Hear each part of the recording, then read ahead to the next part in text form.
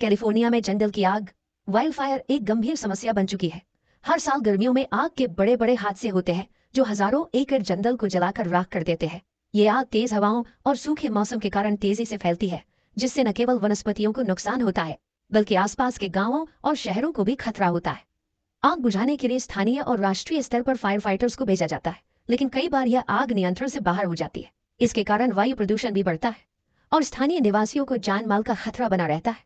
California सरकार और जलवायु विशेषज्ञ इस समस्या का समाधान खोजने के लिए लगातार प्रयास कर रहे हैं।